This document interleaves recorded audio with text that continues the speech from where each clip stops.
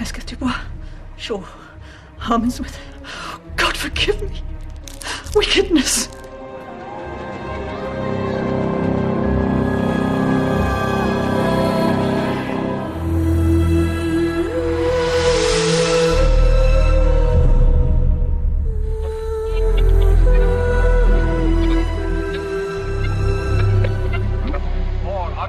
That man may question. You seem to understand me. By each at once her chappy finger laying upon her skinny lip. You should be women, and yet your beards forbid me to interpret that you are so. Speak if you can. What are you?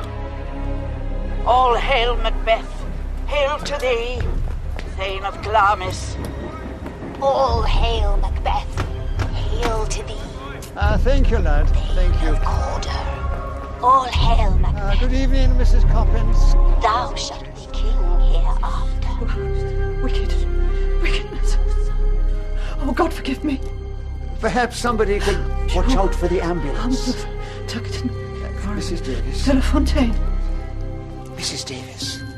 It's Father Gorman. Oh, there is much time. Wickedness. Such wickedness. I can't die like this. I must confess. Parkinson. Escape du Bois. Shaw. Harmonsworth.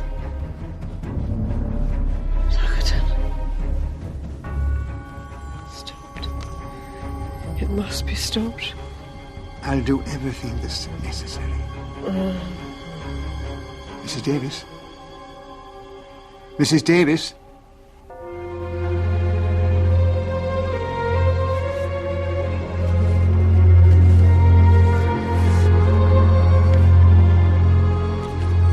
Is she? She's at peace. The ambulance is here. Bleeding late as usual. Now o'er the one-half world nature seems dead, and wicked dreams abuse the curtained sleep.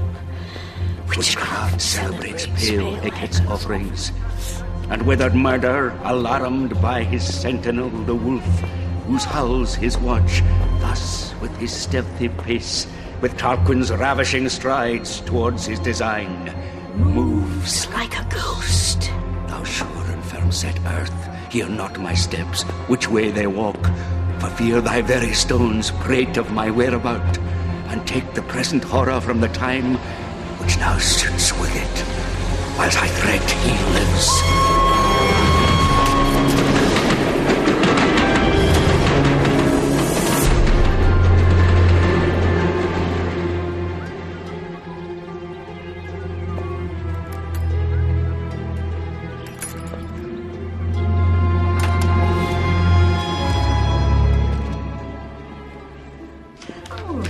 Thank you, Bertie, dear.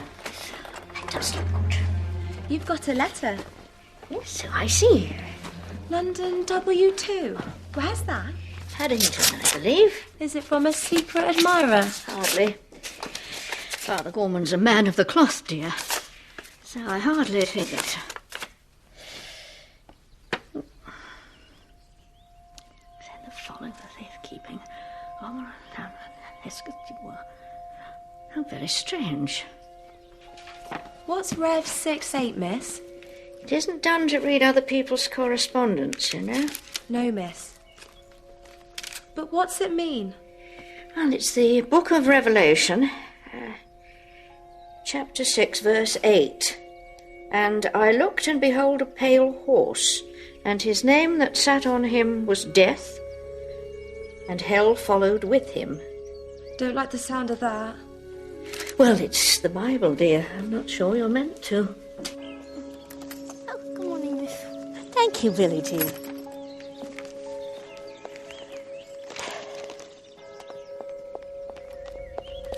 No, that can't be right. There must be a mistake. Miss? Whatever's the matter? Well, it's Father Gorman, the man who just wrote to me. He's been murdered. Inspector Lejeune, I've unseamed your padre for you, from knave to chops. Father Gorman. And? Well and truly coshed. First blow probably killed him, but whoever did it made sure. Nasty business. Nastier than you'd expect for robbery, Dr. Kerrigan. Was it robbery? Well, his pockets were turned out and the lining of his cassock ripped. Well, they couldn't have hoped for much. Parish priest, in my experience, usually poor as... Well, quite. But they battered his head in to make sure. One would like to know why. Anyone come forward? Yes, as it happens, just about to take a statement. Dear Jane, I send the following for safekeeping. Ormerod, Sanford, Parkinson, Hesketh, Dubois, Shaw, Harmonsworth, Tuckerton, Corrigan, Delafontaine. Revelation 6-8 will telephone tomorrow evening and explain. Yours affectionately, Patrick Gorman. What do you make of it? Apart from the biblical reference, I'm not quite sure what to make of it yet. The names don't mean anything to you? I'm afraid not. If I might ask how you knew Father Gorman? We met during the Great War at a convalescent home where I was nursing Sister. He served as chaplain with the 7th Royal Irish Horse. Brave chap. Yes, he was. And when did you see him last? Oh, not for some years, but kept in regular touch. And why do you think he would send this to you? Perhaps he thought someone may wish to take it from him. A list of meaningless surnames? They meant something to Father Gorman, and presumably to someone else. The newspaper said that he'd been called out to attend a dying woman shortly before he was attacked. Mrs. Davis, that's right. You questioned her neighbours, presumably? Her fellow tenants, yes. 23 Benthall Street is a lodging house run by a woman called Coppins. It's just that I know from my own experience that people don't always realise the value of what they have seen. We have done this sort of thing before, Miss Marple. Of course, forgive me. It's just, Father Gorman was such a good man. It's hard to imagine why anyone would want to hurt him, let alone. Things have changed, Miss Marple. Goodness doesn't seem to count for very much anymore. It's an unforgiving world, and the city is a long way from country life. Of course, it is possible, isn't it, that the dying woman told him something. Perhaps he had to get those names down on paper as soon as he could, before he forgot them. Well, anything's possible, of course. It's what makes my job so interesting. I'm sorry to have put you to any bother. No bother at all. Very public-spirited of you to come forward. Father Gorman was a good friend. He should have justice. He will. I promise. We'll find them. Meantime, try not to trouble yourself. No. Goodbye. Goodbye.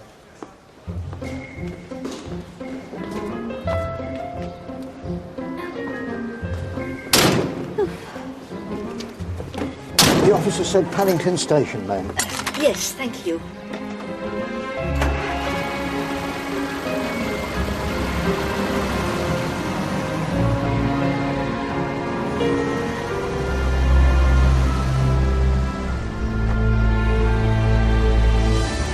Driver. She was all right Monday week. She was all right when the gas man come on the Tuesday. She was all right on wash day. Then, that's right, she come down with the flu. I told her to rest up. Well, she would go out. It settled on her lungs. Well, what did she do, Mrs. Davis? Oh, till about a month ago. I think it was customer relations. Or research. Or some such.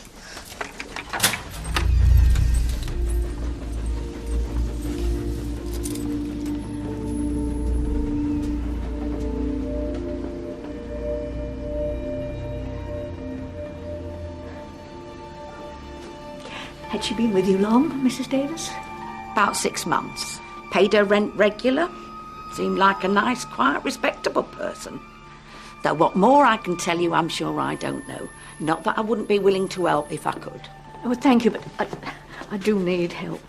Oh, women know, they feel instinctively so much more than a man can know. Don't you think?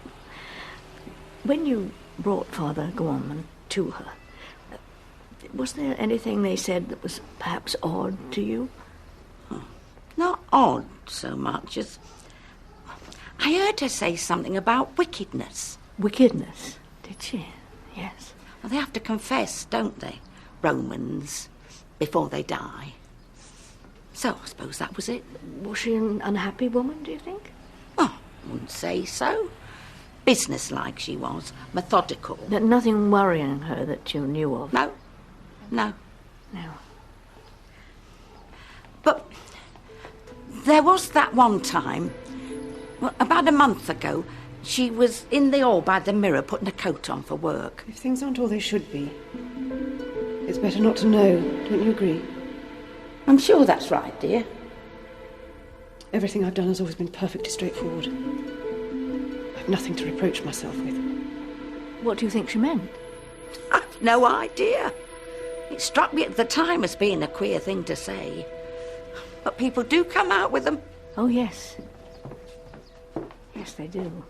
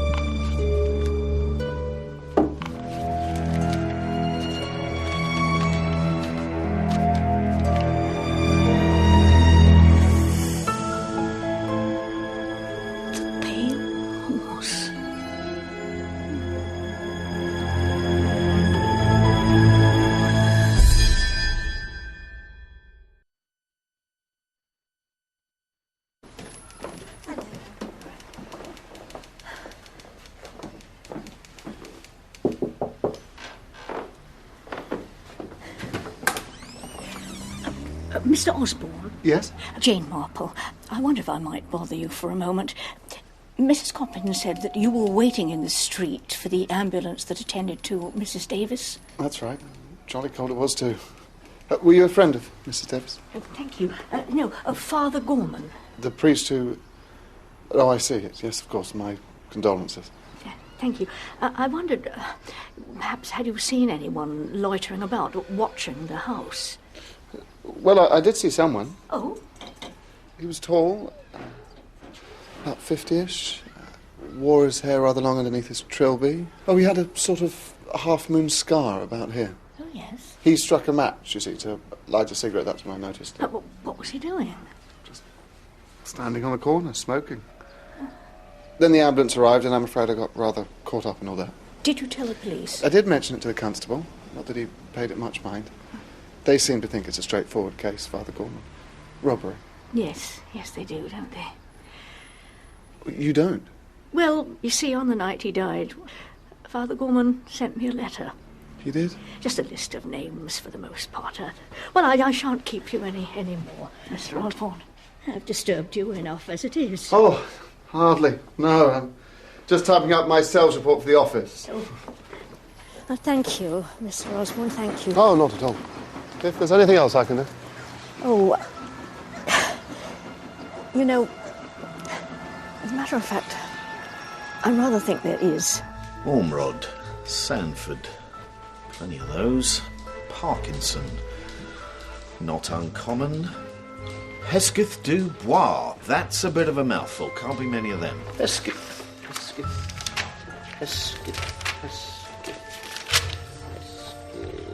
Ah, here we are, Hesketh du Bois. Lady, no less. Only one in the book. Outside line, please. Grosvenor 6457. Engaged. Oh, good afternoon. Is that Lady Hesketh Dubois' house? Yes. May I speak with her, please? Lady Hesketh Dubois passed away. Oh, I'm sorry. When was that? 6 months ago, earlier this year. Oh, well. To whom am I speaking, please? This is Mr. Mark Easterbrook. I wonder, could you tell me, do you remember her ever mentioning a place called the Pale Horse in Much Deeping? Not to my knowledge, no. No, I see. Well, I'm so sorry to have troubled you. Thank you very much. Bye.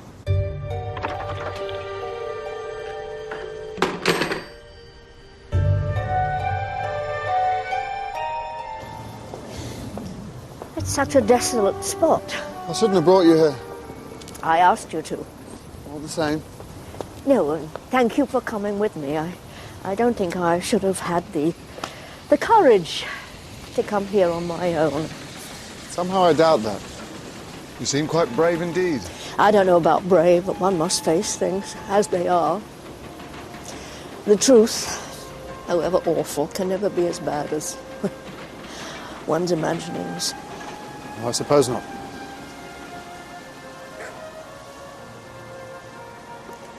Do you know her well, Mrs. Davis? Only to nod to her in the hall, I'm afraid. She seemed perfectly nice, though. What makes you ask? I just wondered if you'd ever heard her mention the pale horse. A pale horse? No, I don't think I... No, not a pale horse, the pale horse.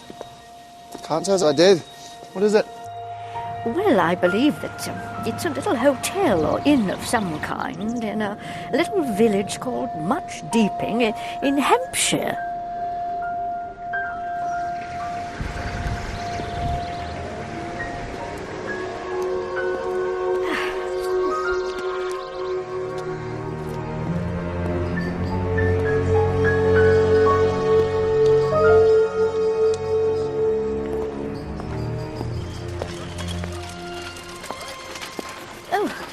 Hello? Hello?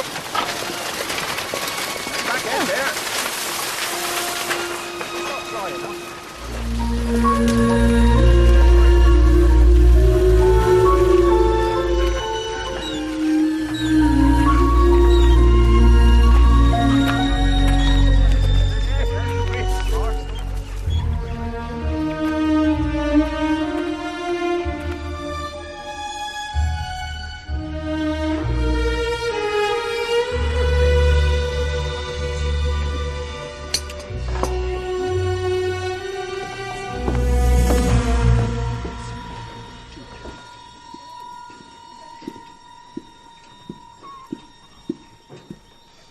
Staying with us long, Miss Marple? A few days, I think, Miss... Down 4 days. You're down for the burning, are you? The burning? Well, each year the village celebrates the witch trials, 1664. It does tend to draw the crowds. Ghouls.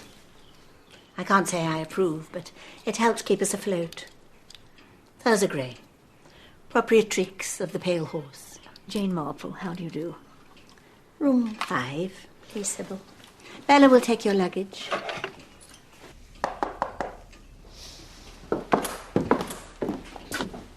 Oh, good afternoon, Captain Cottam. Afternoon. Mrs. Cottam. Settling in comfortably, I hope. Oh, yes, quite comfortably, thank you. Your cleaner, Bella, isn't it? Well, she came in yesterday to do the room. Yes. Well, we had the do not disturb sign on the door, and my husband likes to take a nap between 2 and 4, so if you could... I'll speak to her about it, of course. Thank you. See, only have to ask. Captain and Mrs. Cottam are local residents, rather awfully. They had a fire last week. Oh, dear. Yes, I see. How unfortunate. Yes. So they're staying here with their housekeeper, Mrs. Harsnett, until their place is repaired. Mm-hmm. We're giving them a rate, of course.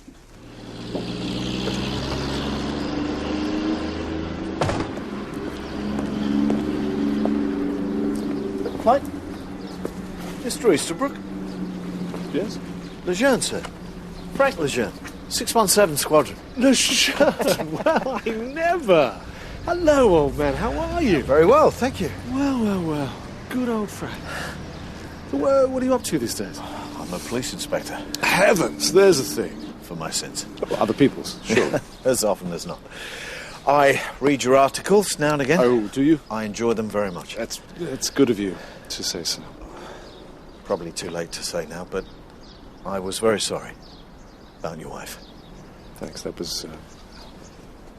So, what brings you down here? Well, I was hoping to have a quick word with Lady Hesketh Dubois. She does live here. She did? Why? What's all this about? Just following a lead. Well, I'm sure I can tell you what you need to know. She was my godmother. Was? Yes, she died quite recently. Is something wrong? That's what I'm hoping to find out. What brings you to much steeping, Miss Marple? Outside of the burning, I'm afraid we have very few visitors these days. Oh, really? It was different in the old days. There was a regular clientele, commercial travellers and the like. But since the bypass went through, I'm afraid we've become something of a backwater. Oh, indeed, that is a shame. Oh, but how did I... actually, the Pale Horse was a recommendation. Indeed. Might I ask from whom? You might ask. As you wish. Oh, no, please, no, nothing mysterious at all. It's just friend of a friend. I'm afraid when you get to my age, names quite hard to place, Miss Gray. Of course. And it's Mrs. Gray. At least it was. He died. Oh, I'm very sorry. Oh, well. Now, the first sitting for supper is usually at 7:30, though with the burning, this evening we're laying on a running buffet from 7 in the lounge. I see. It's tonight, then, is it? The burning? It is. If there's anything else you require, anything at all, the telephone will connect you with reception. Meantime, I hope you have a very pleasant stay. Oh, I shall. Thank you. Yes, indeed. Thank you.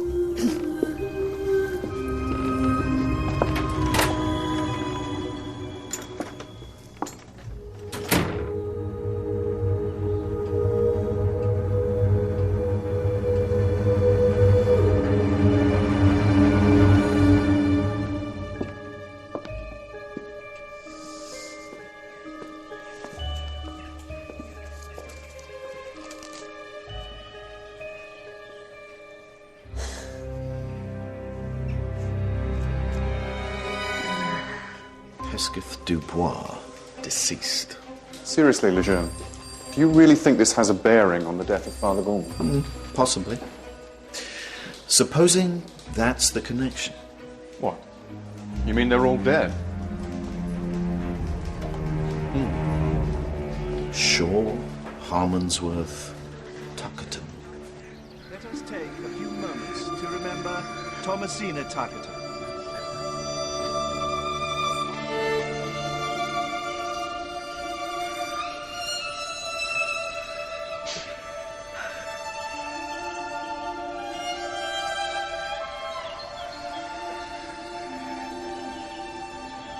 Mrs. Tuckerton! Where were you, Mrs. Tuckerton? She needed you. I tried to track you down. Stop it, Ginger. You're not family, and this is none of your business. Mrs. Tuckerton!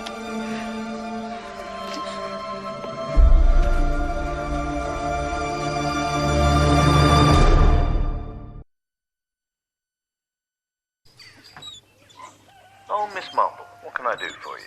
Well, I thought it would be useful to your inquiry to know that Lady Hesketh Dubois, one of the names on Father Gorman's list, died 6 months ago. Of an inflammation of the brain? Oh, you know then? Yes, I know. Rather more to the point, how do you? How do I? I telephoned her house yesterday and I spoke to a man called Mr. Easterbrook. Mark Easterbrook, her godson. Oh, you've seen him then? Yes, I've seen him. I know him, actually. Well, knew him. He was one of the best. Flew Lancs during the war, which is how we met. I was ground crew, you see. He's a historian now, English folklore. Is he? Oh, is he now? Miss Marple, I understand that Father Gorman was a friend, but this is a police matter. Oh, yes, absolutely, Inspector. It's just, she was a woman of means, I could imagine. Considerable means. Now, really, I must get on, and please, if there are any further developments, I will let you know.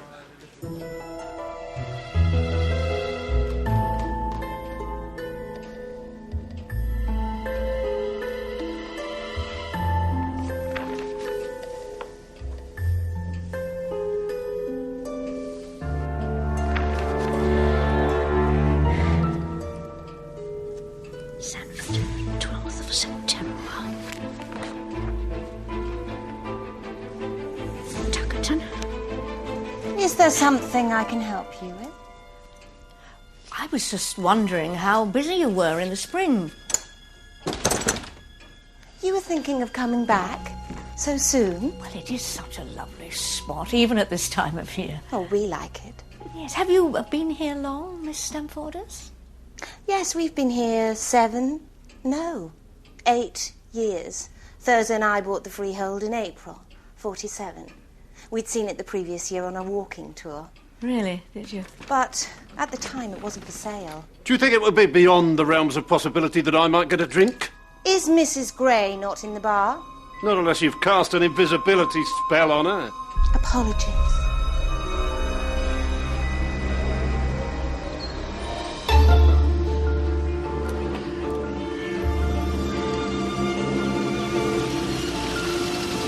Hello.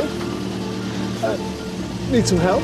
Is this the way to Much Steeping? I hope so, Miss, Corrigan. Ginger Corrigan. Mark Easterbrook. I need to get to the Pale Horse. Me too. Would you care for a lift? Yes.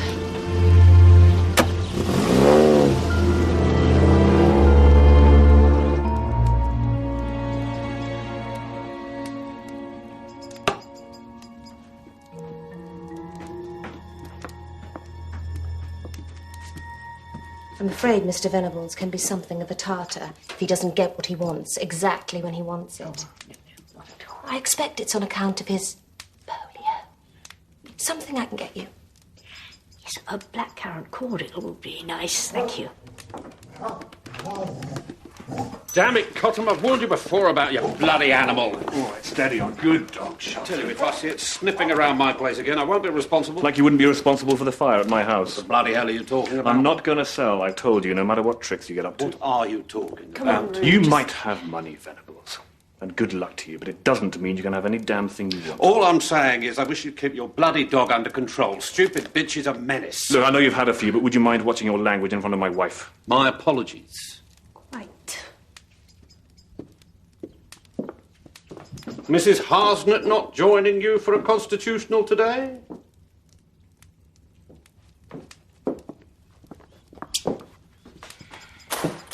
Sorry, never a dull moment. Oh, you were going to tell me about how you and Mrs. Gray came to the Pale Horse. It was a bad winter. The village had been cut off by snow. And the landlord's wife. Yes. He'd been called to Market Basing, you see, the landlord. Had he? Yes, I see. Found her at the bottom of the stairs. A fall, they said. Though I should think it was the cold that did for her in the end. How terrible. All that time in the dark. And the pain. Well, a broken pelvis. You can imagine. The cold seeping into her. But come the thaw, he put the place on the market. And here you are. Yes.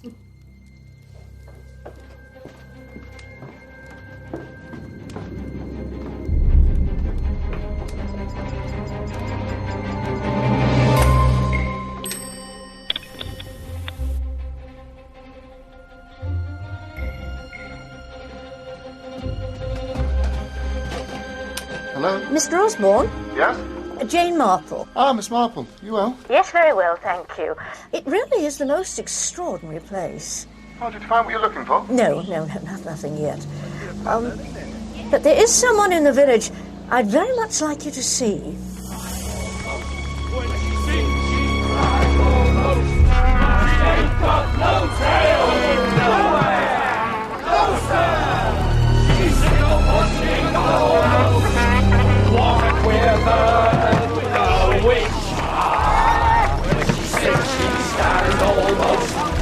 Quite something, isn't it?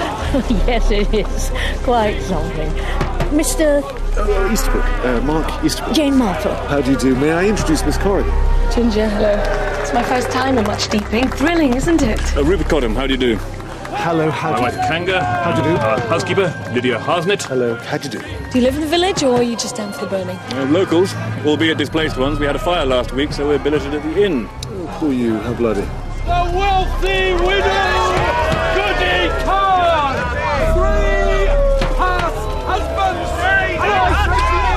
Yes! Where are they?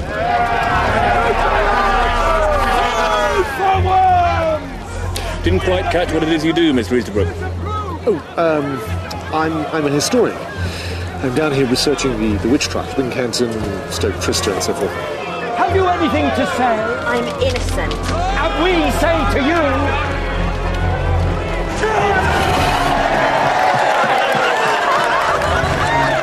There's a brass in the church you might care to see, Mr. Easterbrook. Paid for by the villagers in remembrance of Goody Khan. Mrs. Harsden's late husband was vicar of our little parish, made something of a study of it all, I believe. Who's Goody Khan? Well, it's Goody Khan, whose memory the villagers are honouring tonight. The witch? She was accused by the squire of having unnatural traffic with the devil. She was. Although, in truth, I think the squire was really after her land. She was tried, found guilty and hanged. From the old willow tree, over there. Burnt at the stake, surely. Actually, Miss Corrigan, the vast majority of witches were hanged. And it wasn't the clean drop used nowadays, I can tell Really, you. Rue, must you? Don't know if you've ever seen anyone being throttled. Might be about to. Not a pretty sight, all I was going to say. Cripes. Well, people still say that good old Goody is making her way home at a cock's stride, and that when she reaches the farm, the whole village will go up in flames.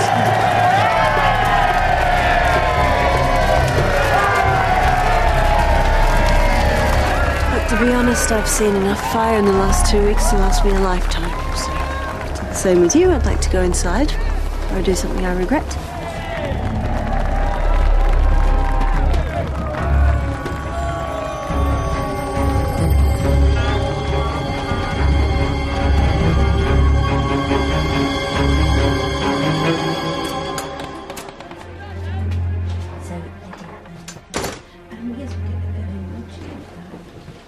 Good night. Oh, good night. Mrs. Gray. Yes? I've remembered now who it was recommended the pale horse. A Miss Tuckerton, would it be? Mrs. Tuckerton? Yes, I'm sure that's what the name was. Ah. Well, good night, then. Good night. Oh, Miss Marple, I wonder, I'm due to call on Roger Venables tomorrow for lunch. Perhaps you'd like to join me? Oh, Mr. Venables, You'd be doing me a favour. He can be a crusty old devil. But my husband was fond of him, and I'm trying to carry on his good work. Make him part of our little community, as it were. Oh, in that case, yes, of course, I'll be delighted. Hurrah! I'd be grateful if you didn't mention it to Captain and Mrs. Cottam. They don't really get on with Mr. Venables. Oh, so I gathered. They wouldn't really like it if they thought I'd been fraternising. Of course. Good night, then.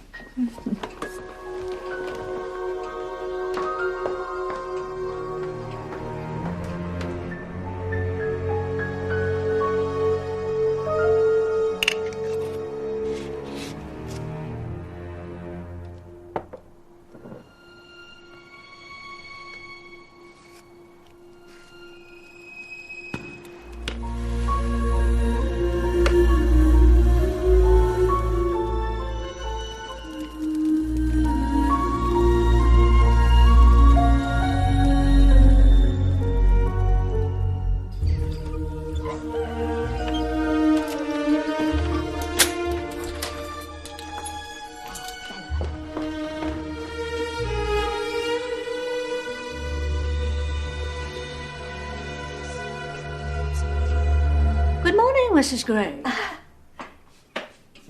I think perhaps you have some gift for clairvoyance. Oh, no, nothing so exotic, I'm afraid. Just a keen sense of smell. Well, unless I'm much mistaken, that's eau de nuit you're wearing? I hope you'll forgive me, but I had the idea, Bella had it too, that you might need us. Need you, Mrs. Gray? Sybil thinks you came here to find us. She's seldom at fault. And why would I want to find you? That I do not know yet. But I shall. Rely on it.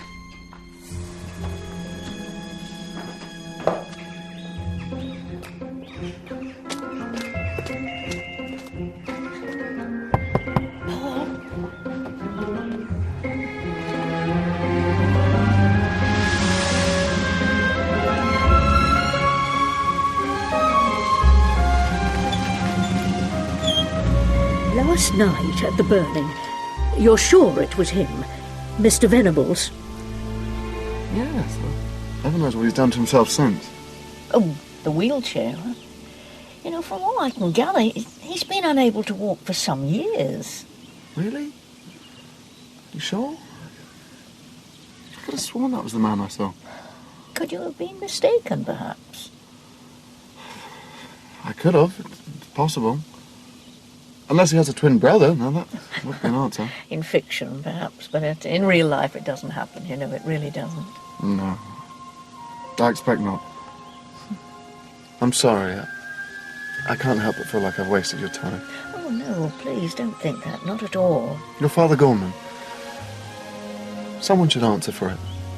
They will. They will.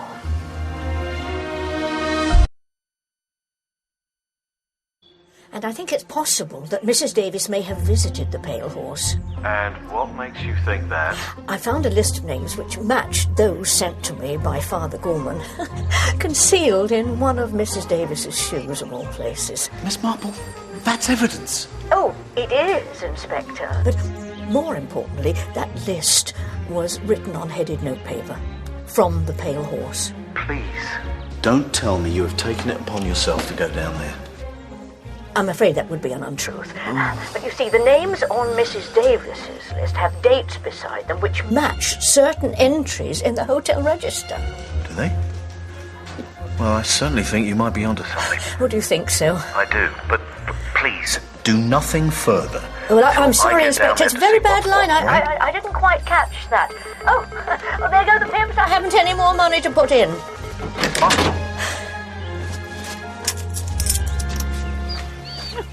Good morning. That's just gone. Ringworm. Frightfully catching. I don't want the other dogs getting it. Oh, no. Or yourself. This wretched stuff makes the fur fall out, leaves a bare patch for a bit. But it'll soon grow back, won't it, old dog? Ready for the off? Oh, yes, indeed. I'm going to show Miss Marple round the church. Ah, very nice too. Yes. Have you worked long for Captain Cottle? 2 years, nearly. After my husband died, they were kind enough to offer me a position. Your husband was vicar here, I understand. Yes, he was. Yes, Philip had been a missionary, you see, in West Africa. Malaria. Weakened his heart, I think. Over the years, last attack wasn't strong enough to... No, I am sorry. I hope you don't mind, but I've asked Miss Corrigan to join us. No, not at all. Good morning, Miss Corrigan. Oh, do call me Ginger. Everyone does. Good Lord, Mr. Venables must be rolling in money. Yes, and no one really knows where it came from. He's quite the mystery man. Travelled the world, you know. So, it seems a supreme irony that I should have emerged unscathed from some of the most disease-ridden corners of the globe, only to contract polio in my own rather dull little country. Eastbourne, Lido, 1949. God rot the place and all who live there. Tell me, Mr. Venables, why did you come to live in Much Deeping, so far away from everything? Do you have friends here? No. I came to this part of the world precisely because I knew no one here. Did you? Yes, well, I see. Yet for all that, I find I'm now on the tourist trail, a site of historic local interest, along with the burning and those monsters up at the Pale Horse. Monsters, Mr. Venables? You know what they say, two's company, three's a coven. It seems a little harsh. I know there's some as finds them useful, Mrs. Harsnett, but in my opinion they should be driven out, with pitchforks and burning brands, if needs be. What they're up to in that place... What are they up to? Wickedness. All manner of black devilry. Of course, I was brought up with the devil. Believing in him, I mean. And, you know, he always did seem to me so silly. With hooves and a tail. Capering about like a ham actor. Call me old-fashioned, but I really can't go along with this modern playing down of evil as something that doesn't really exist. Wouldn't you agree, Miss Marple? Oh, yes, indeed I do. And evil is powerful, sometimes more powerful than good. It's there. It needs to be recognised and fought. Fought, Miss Marple. Otherwise, we go down to darkness. Last night, Miss Marple, did I hear you right? What's that, dear? You told Mrs. Gray you knew Mrs. Tuckerton. wouldn't be an Amelia Tuckerton, would it? Stepdaughter by the name of Thomasina. Possibly. As I say, she's just a friend of a friend. Why? I worked with a girl at the gallery called Thomasina Tuckerton. Tommy Tucker, we called her. Oh, well, it might be. Very well might be. You must ask her. No, that's impossible, I'm afraid. Tommy died 2 weeks ago. Oh, I'm sorry. And only a few weeks before, she'd been so happy. John had asked her to marry him. And she'd accepted him, yes, I see. We thought it must be some sort of nervous alopecia, but she just got weaker. What did the doctors diagnose? They didn't know. She was just so alone.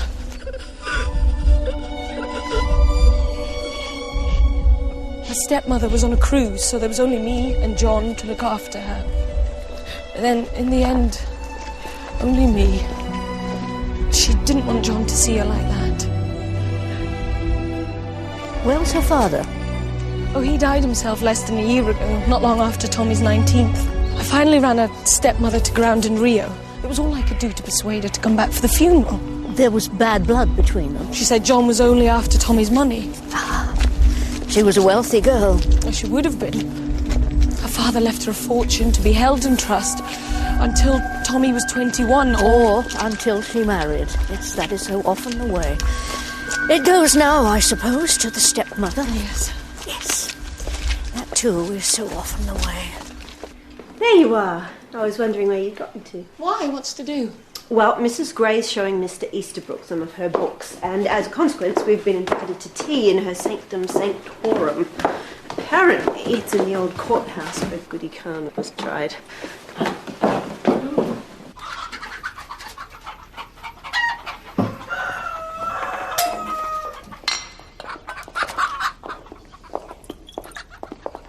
Goodness, what a lot of poetry you keep. Can't say I care for hens.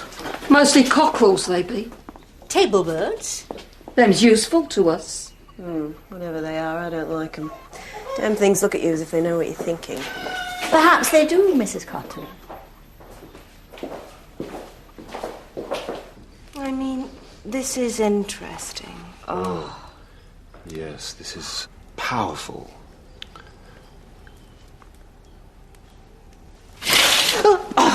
Honestly, Thurza, I do wish sometimes you'd knock. I'm surprised you didn't divine my presence, Sybil dear. Mrs. Gray, you really do have some wonders here. An original Malleus Maleficorum and this, Grimoire Sadokismus Triumphatus. Very rare indeed. Oh, it's so nice to meet someone who admires one's treasures. So is this where you do seances then, is it? Ah, that plain and forthright voice for which the Antipodes is so rightly renowned. You're well informed, Mrs. Cottam. Someone must have been talking. In a village, I find everyone knows one's business far better than one does oneself. I'm sure the three of us enjoy a splendid sinister reputation. Done all you want. Yes, thank you, Bella. That'll be all.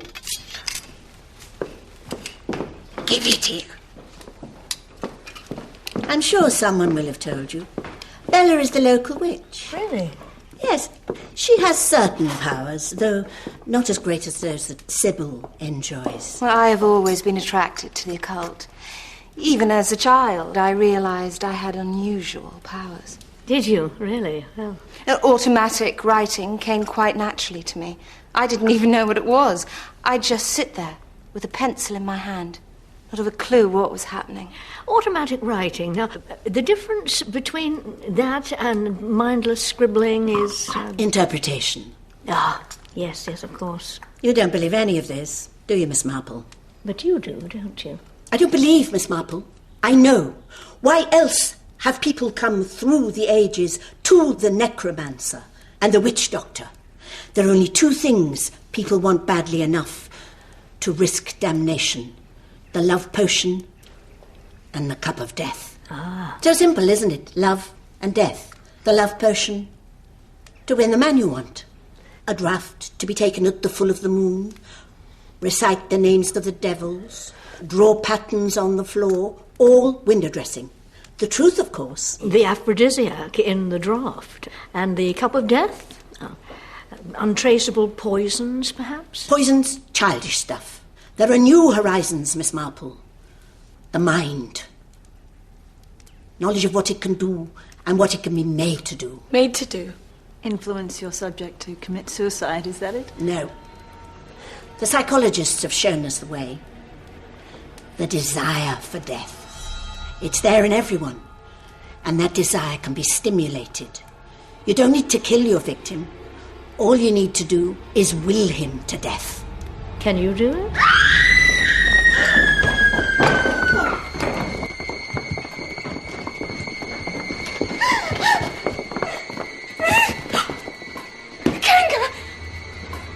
Oh my God! Lydia, what is it?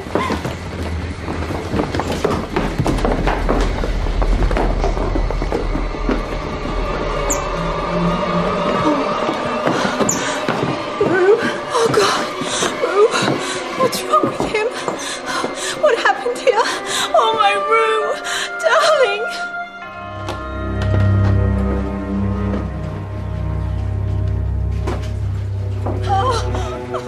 Excuse me, sir. Good heavens, Lejeune! What are you doing here? With you in a moment. When I got back from lunch with Mr. Venables, Rue had... Oh. Captain Cottam had already retired. It was his custom to take a siesta at that time of an afternoon. I took him a cup of tea at 4 o'clock. Yes, around then. And, that's when I found him.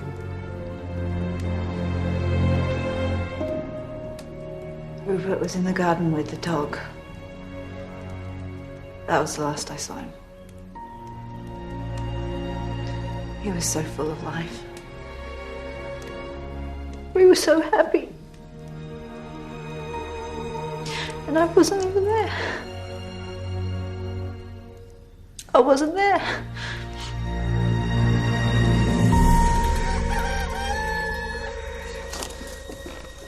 Hello.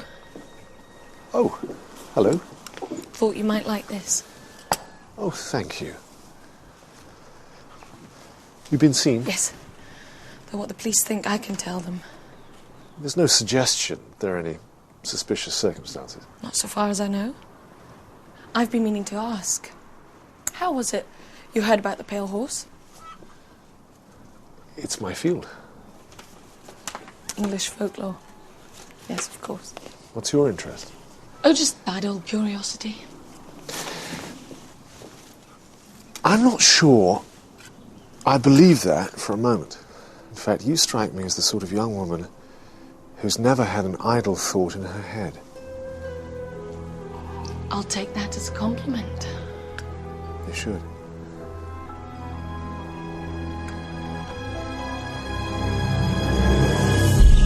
I thought it best we meet somewhere where we could talk in private.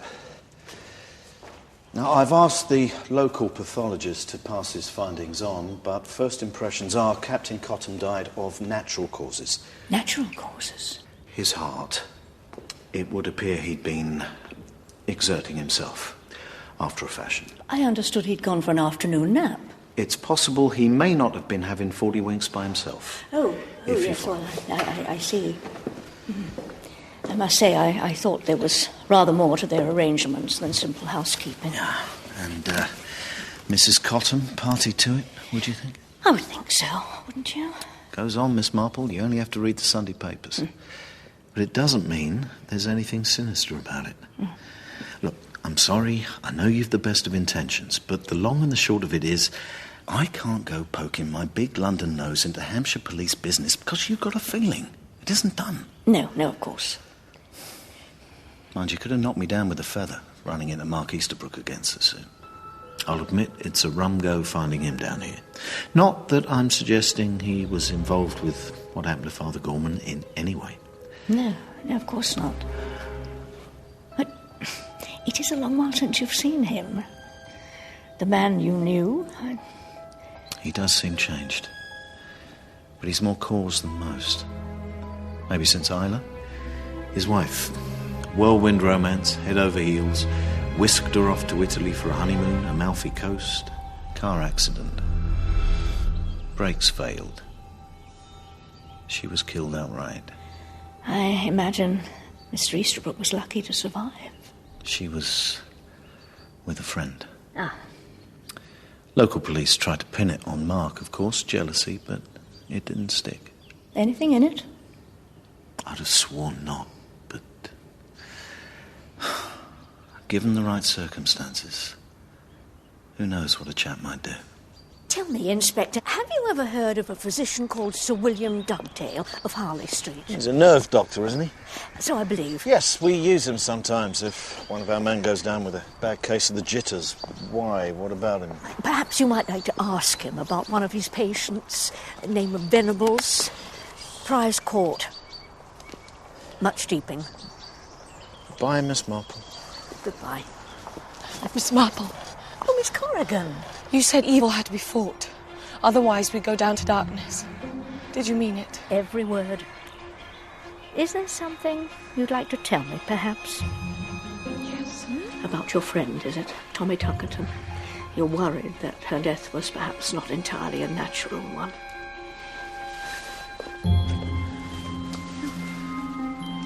C.R. Bradley.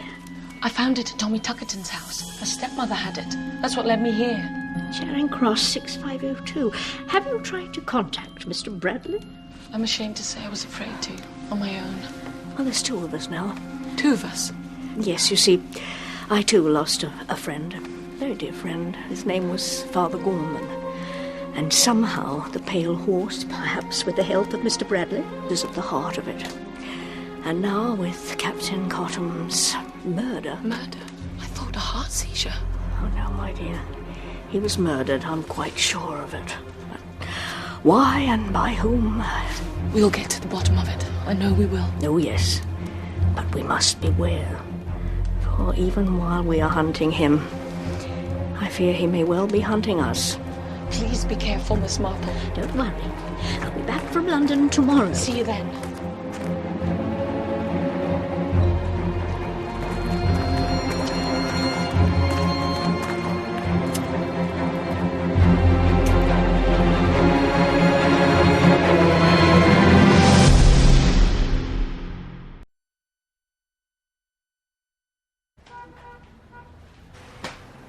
Oh, dear lady.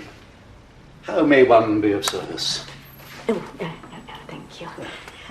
Well, I'm not sure how this is meant to work, Mr. Bradley. I suppose the first thing to ask is how much? Dear me, I see. Yes.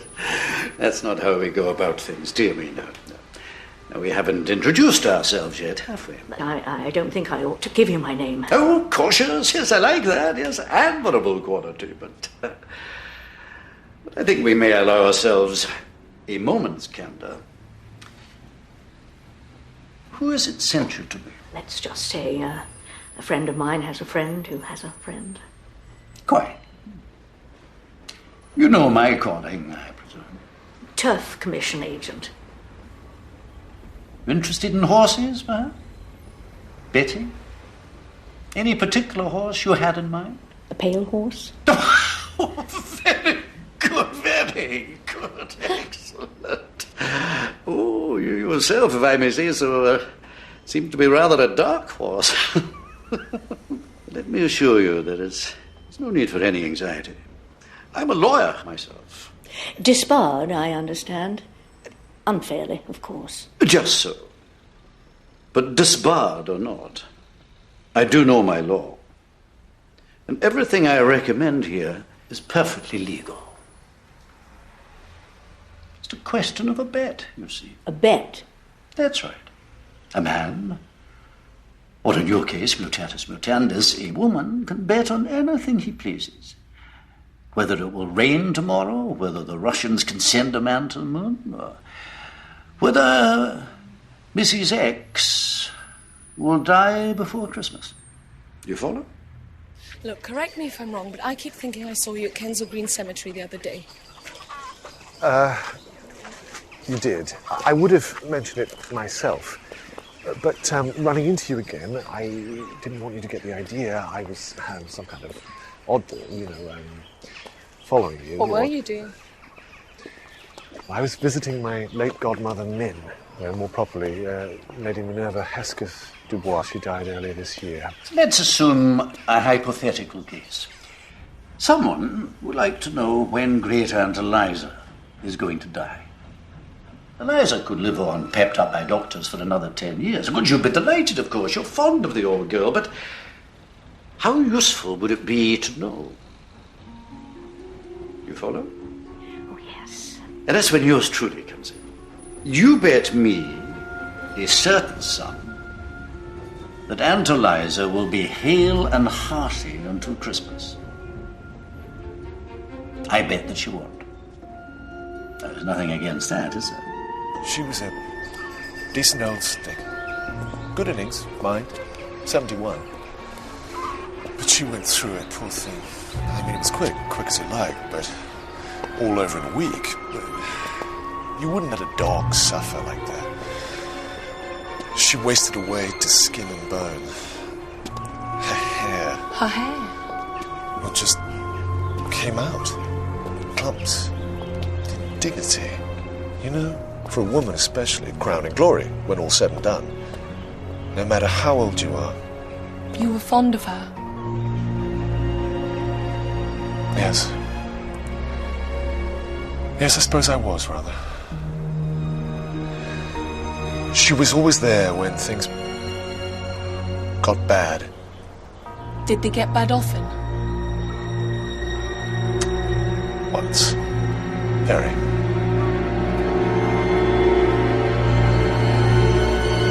We draw up a contract, sign it. I give you a date. I say that a fortnight from that date, Aunt Eliza's funeral service will be read. You say it won't. Supposing you lose. Well, I pay up. Naturally. And if you lose... Supposing I don't pay up. I really shouldn't advise that. I'd like to think about it. Of course, by all means, yes. Never rush into anything. No, if you decide to do business, you come back and we'll go into the matter more fully. No hurry in the world. No hurry at all. Where does the pale horse fit in? More things in heaven and earth, Horatio, than are dreamt of in you. Don't ask me how they do it. I don't know. But rest assured, whatever it is they do, it works.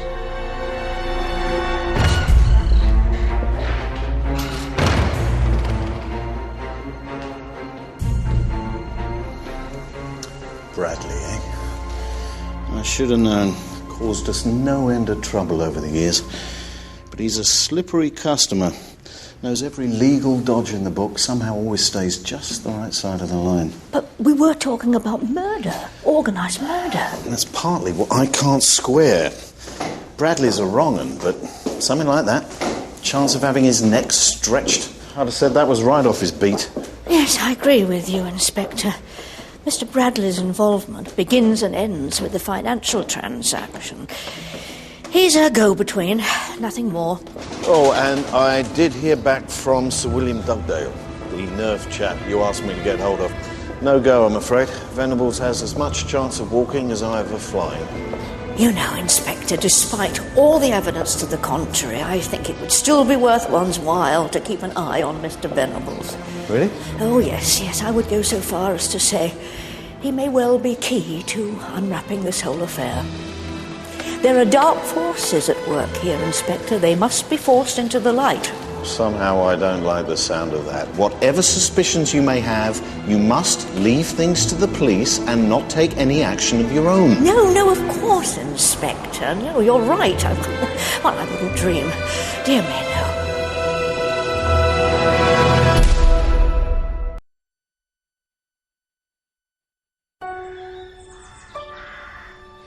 According to the tale I put on Bradley, he left yesterday in his lunch hour to deliver a letter to an office on the other side of town. Now, the place looked derelict, but we've run it down. Registered offices of Customer Reactions Classified. Some sort of market research outfit. The Registrar of Companies lists the director as an Ian Morris Noon. with an E. Oh, well, it would be, wouldn't it? I mean, it's a front, obviously. But Ian Morris Noon. I am Noon. I am no one. Or I'm number one, both, probably. Well, that man's got a sense of humour, then. And it would seem to confirm your instinct that Bradley's just the middleman. Forgive me, but wasn't there some mention of consumer reactions with regard to Mrs. Davis? Yes, but the neighbours say that no one's been near nor by the office in months. You really think that Pale Horse is connected? Don't you? It's a big jump from putting on scare shows for the gullible to actual murder. All these people who died, presumably somebody profited by their deaths. Oh, yes. Lady Hesketh Dubois left about 50,000. Niece and nephew inherit. Both could do with the money, but both were abroad when she fell ill. Thomasina Tuckerton, her father left a very large fortune, but since she died unmarried before the age of 21... It reverts to her stepmother. And it's pretty much the same story with the whole list. Yes. I think it's time we spoke to Miss Corrigan. Why?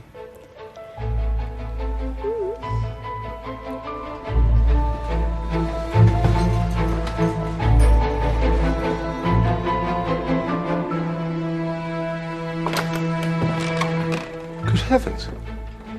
What are you doing here?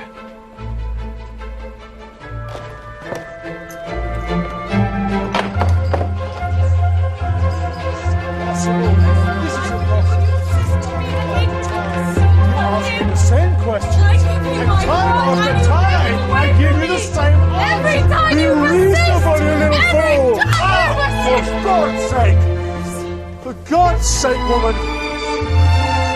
You take it! I cannot handle anymore! You will pay for that!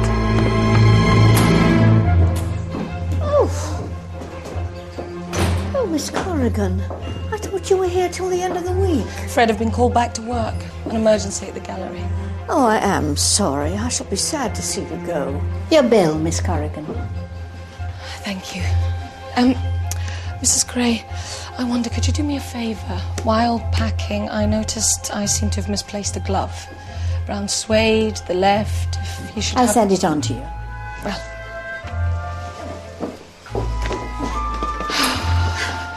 Goodbye, then. Bye-bye. Goodbye. Safe journey.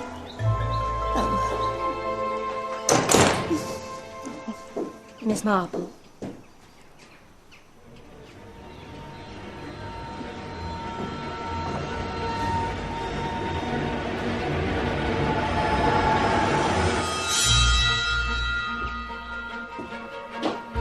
Well. Now, try not to worry. These things happen. If she won't play fair, well, you're not really left with much of an alternative, are you? Obviously, with the time factor, that will have to be reflected in the size of the bet, but you just leave that with me. Thank you. No, thank you.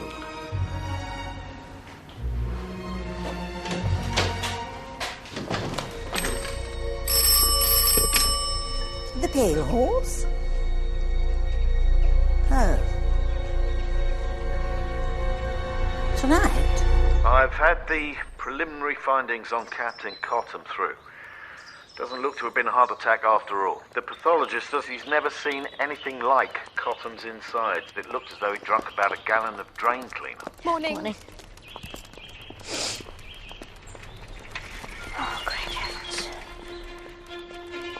Of course. Yes. Oh. Now I see.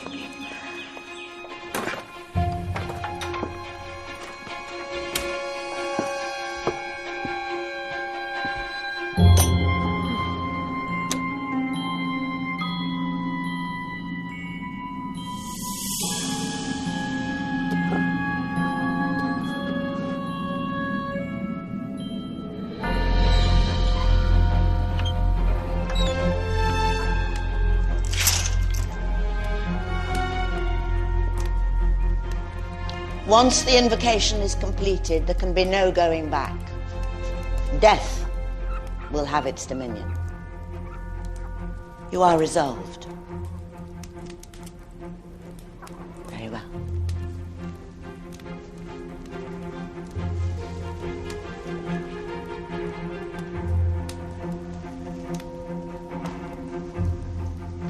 You have brought what you were instructed to bring? Yes.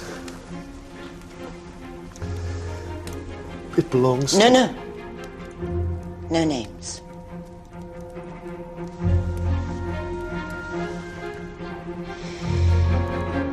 Oh, yes. This is most suitable.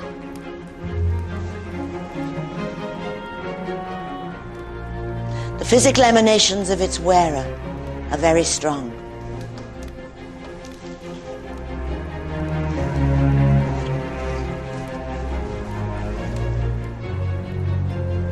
Sybil, we're ready for you.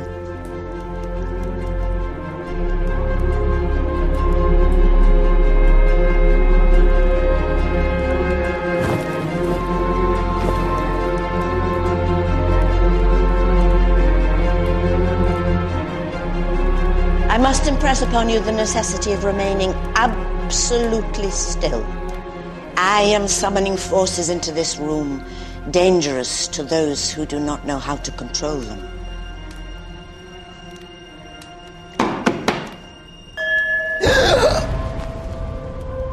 I am here. Is that you, Mackandal? I am Mackandal. Are you prepared, Mackandal, to submit to my desire? I am. The dead must be sent to cause death. It shall be so.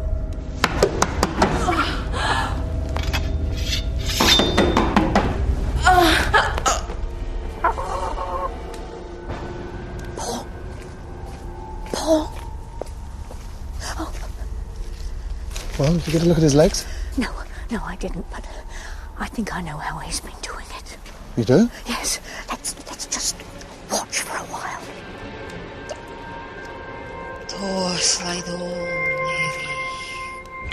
Maravors, which wert in heaven, hallowed be thy name. Our Father, which wert in heaven, hallowed be thy name.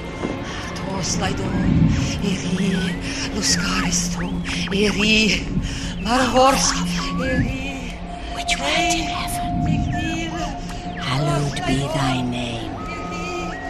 You are set free to be at one with the owner of this glove. Only death solves all problems. Only death. There is always a weak spot. The tissues of the body obey the mind. The tissues. The flesh. Towards death. Towards death the conqueror. Death. Strength. Death the conqueror. Strength. Very, very soon. Death. Death.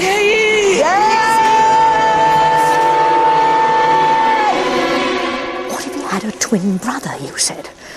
Rather foolishly, and to my everlasting shame, I dismissed it as belonging to fiction. But you got me thinking. After all, what better cover for a murderer than a man confined to a wheelchair? I don't understand. How did he manage to fool the doctors? I mean, he really does have a twin. Oh, no. Nothing like that. But just suppose Mr. Venables had made contact with a genuine polio case. Someone in poor circumstances to whom he made a proposition. Look. Oh, look. Just as I thought. Well. Brilliant, Miss Marple. You see? It's the genuine sufferer passing himself off as Mr. Venables, who visits the Harley Street specialist to be examined. And there you are. As far as the world is concerned, Mr. Venables is a hopeless invalid, while in truth, he's able to come and go as he pleases. I thought that had to be an answer of some sort, but do you think it's enough? I mean, it's just my word. Well, we'll have to see what Inspector Lejeune says, but I suspect we may yet have to make a little magic of our own in order to expose him.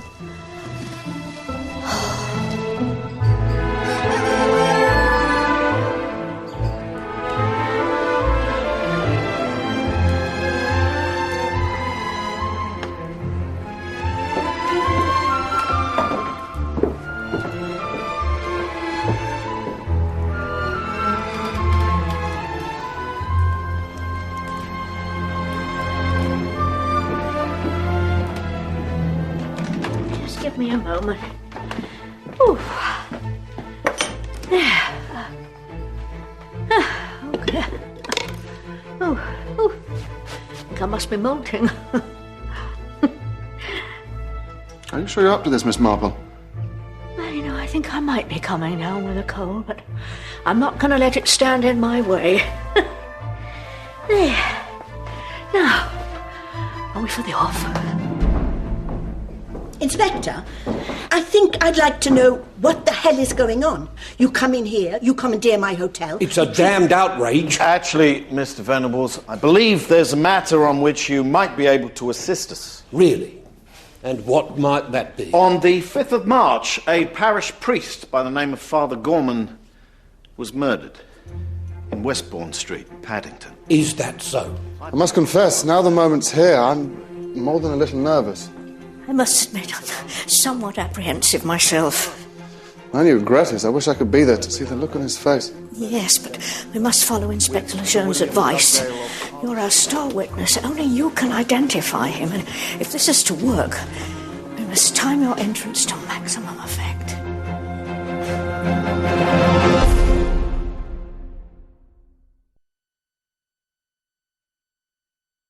You see, Father Gorman had been called out that particular evening to attend the deathbed of a Mrs. Davis. She had become unwittingly entangled in a criminal organisation which specialised in the removal of unwanted persons for a substantial fee. These removals were ostensibly brought about by what might be called psychological means, so the victim dies a perfectly natural death. Do you really believe that? The headquarters of this organisation is said to be a place called the Pale Horse. Further Gray's nonsense. You really believe she spouts some mumbo-jumbo and as a result somebody dies? Oh, no, Mr. Venables. Cause of death is much simpler than that. Thallium poisoning. What did you say? Poisoning by thallium salts. Only the killer was at pains to disguise that fact. And what better method than a pseudo-scientific psychological setup, full of modern jargon and reinforced by old superstitions? Thallium salts is I don't think I've heard of that one. No, it's extensively used as rat poison, and more specifically for animals with ringworm. Odourless, tasteless, it's obtained quite easily. In fact, I think that Inspector Lejeune retrieved a jar of it from your house only this morning. I know nothing about that. Nothing at all. Oh, your enterprise is very well organised, Mr. Venables. Financial details arranged by a debarred solicitor, name of Bradley. Mr. Bradley has an office in town, and prospective clients who want rid of a wealthy relative for their own gain visit him there and do business. That is to say, there is a bet made on whether someone will die within a stated period.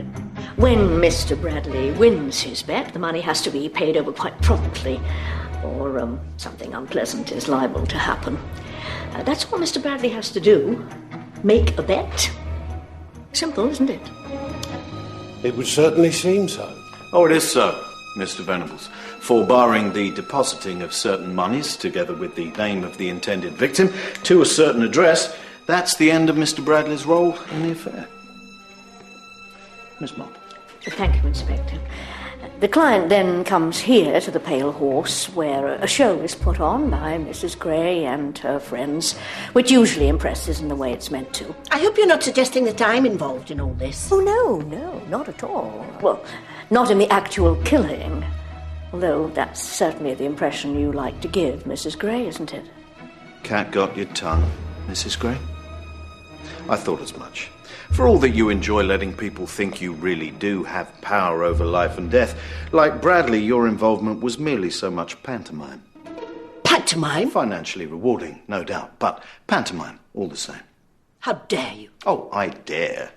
You see, this whole rigmarole you lay on down here is simply part of the murderer's grand design. It's a failsafe. Like Bradley, another way of keeping the real killer at one remove from everybody else. And if anyone should go to the police with wild tales of murder being committed by black magic, well, We'd as soon phone the funny farm as Scotland Yard.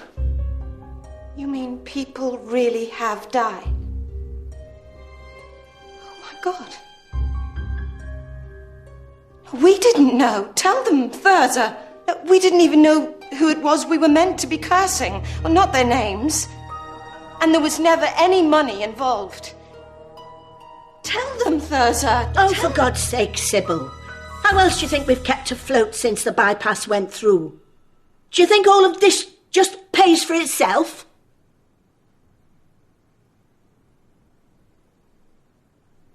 But I just thought it was a bit of fun. Fun, Miss Stamfordis. And now to the simple facts behind the scenes, as it were.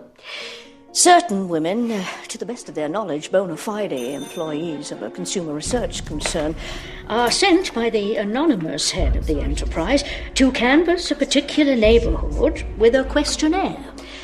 What bread do you prefer? What toilet articles, cosmetics do you use? And so to the last step, the only action performed by the mysterious head of the enterprise himself. He may pose as a plumber, electrician, a workman of some kind, in order to gain entry. But whatever his role, his object is simple. Replacing an article he knows by means of the consumer research questionnaire that his victim uses with a poisoned substitute, which sooner or later does its deadly work. The victim falls ill, a doctor is called, but sees no reason to imagine anything untoward. You see, but for the hair loss, thallium poisoning looks like nothing more than a natural death. You see the beauty of this scheme, Mr. Venables? The only person who knows what the head of the organisation actually does is the head of the organisation himself. There is no one to give him away. No one to give him away? What utter tosh. What about Bradley? What about the witches? Neither Mr. Bradley nor anyone at the Pale Horse so much as even know his name, never mind what he looks like. You see, that's the key to the whole operation. Mr. Bradley's handsomely paid, of course, as is Mrs. Gray. But so far as the world is concerned, the man behind it doesn't even exist. So how do you know so much? There's nothing so reliable in court as the testimony of an eyewitness. For example, Mr. Venables, this gentleman here is willing to swear he saw you following Father Gorman on the night of the 5th of March. I did see you. I described you, exactly. Didn't I, Miss Marple? Yes, you did. Rather too exactly, perhaps. Because I'm afraid you didn't see Mr. Venables that night you were waiting for the ambulance. What? Let me introduce you, Mr. Venables, to Mr. Paul Osborne, late of Benthall Street, Paddington. You'll feel a personal interest in him when I tell you that Mr. Osborne, who, like yourself, has been under observation by Inspector Lejeune for quite some time, was unwise enough to plant a jar of thallium salts in your house, only this morning. No, I didn't. Be quiet. You see, not knowing of your condition, Mr. Osborne amused himself by casting you as the villain of the piece. Miss Marple? And being a very greedy, as well as a very vain and very stupid young man, he refused to admit he'd made a mistake. Worse, he tried to implicate you further by murdering Rupert Cotton. Who should we look to if murder was suspected, other than the man with whom the late captain had such a long-standing and bitter feud? How do you suppose I managed to achieve that? You said yourself that's not how thallium worked. Yes, but it wasn't thallium you used on poor Captain Cotton. Oh, no. In the kitchen, Inspector, you will find a jar of dried beetles, Lighter piscatoria of the Melodidae family, more commonly known, I believe, as Spanish fly. Crushed to a powder, and in the minutest doses, it has a reputation as a powerful aphrodisiac. Alas, the potion I saw Lydia Harsnet buy from Bella Ellis, as I believe was their long-standing arrangement, was of no such minute dose, but rather one that had been tampered with and prepared to a lethal strength, so that when Captain Cotton drank it, voluntarily, his insides were burnt beyond saving.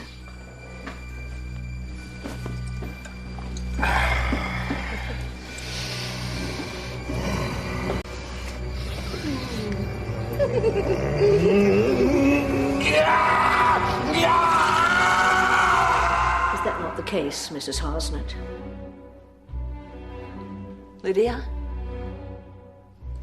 Kanga, I'm so sorry. Rue insisted. We'd used it before. Well, you know we had. You wicked, wicked boy! How could you? Even then, one couldn't be sure that Paul Osborne was the brains behind it all. The mysterious head of the enterprise. Not without saying how he was going about it. So, we asked Mr. Easterbrook to commission a little murder of our own. As Inspector Lejeune says, there's nothing so reliable as an eyewitness. Miss Corrigan? This brave girl put her life at risk. Is this the man who came to your door this morning to read the meter? Yes. That's a lie. It's her word against mine. You've not one whit of proof. Oh, we have. Officers were watching Miss Corrigan's flat. You were seen entering and leaving the building. You're lying! If that were the case, you would have arrested me there and then. And Miss giving you a chance to plant thallium salts at Mr. Venable's house? Miss Marple thought you might go for it. And you did. Hubris, Inspector. The arrogance of a murderer who's escaped justice for so long he thinks no one will ever catch him. You have no idea what you're talking about. Oh, perhaps you're right. Perhaps it was another Paul Osborne who was imprisoned at the age of 12 for murder, having poisoned his stepfather. Too young to hang, he was detained at His Majesty's pleasure until he was deemed cured and ready for release. But he was not cured, for there was nothing wrong with him in the first place, beyond a greed for money and a propensity for wickedness. And for that, I'm afraid, there is no cure. Save one. You dare to call me stupid? If you knew, if you had any idea what I've done. Oh, I know what you've done, Paul. You killed Father Gorman.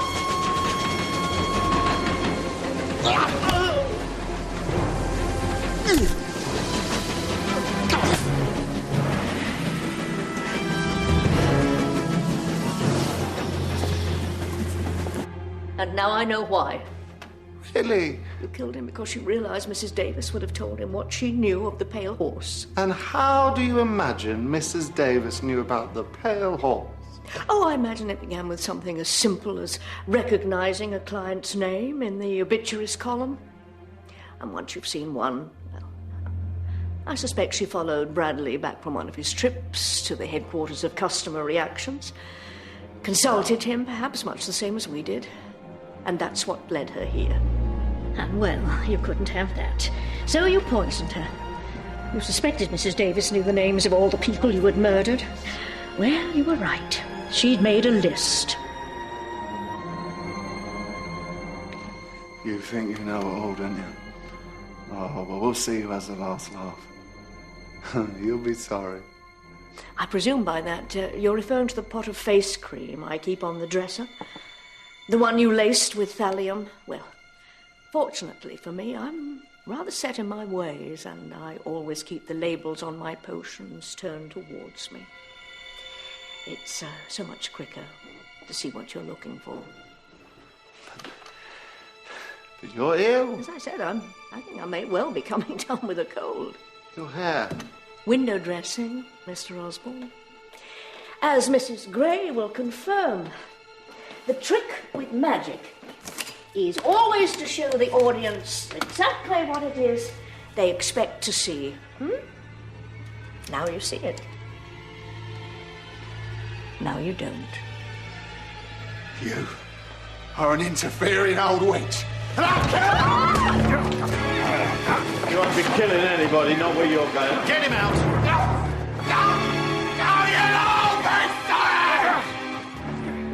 Not as sorry as he'll be, I fancy. My apologies, Miss Marple.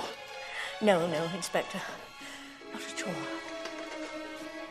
Oh, you know, I rather think I'd like a brandy. I'm astounded, Miss Marple. I had my mind firmly set on Mr. Venables. You might have given me a hint. Well, I couldn't afford to give any hints, I'm afraid. One has to play these things very close to one's chest. In truth, we didn't have very much to go on, which is why we staged things the way we did. With Mr. Venables' cooperation, of course. Most fun I've had in years. We had to lead Osborne up the path, then turn on him suddenly and hope to break him down. Look. Just as I thought. And it worked. When did you begin to suspect him?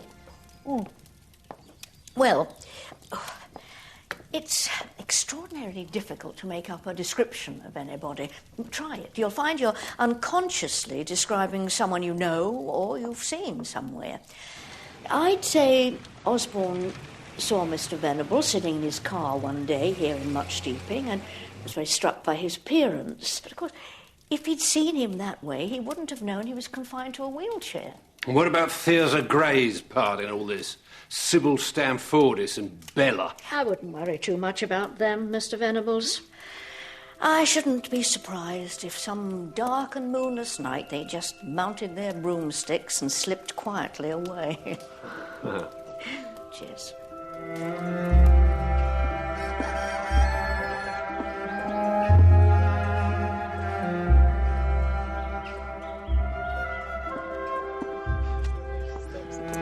Well, Miss Corrigan, good to see you looking so well. Thank you for everything. If it hadn't been for you. No. It's Father Gorman we should thank, and Mrs. Davis. They set the ball rolling and paid for it with their lives. You gave her justice, Miss Marple, Mrs. Davis, and Tommy Tuckerton, Lady Hesketh Dubois, Father Gorman, all of them. We gave them justice. So thank you, both of you, for agreeing to take part in our little subterfuge. I hear Mr. Easterbrook played his part to perfection. According to Inspector Lejeune, Mr. Bradley still can't believe you were a stooge. He really did think you wanted me out of the way. Oh, I suspect, my dear, that nothing can be further from the truth. Well, I'd better be...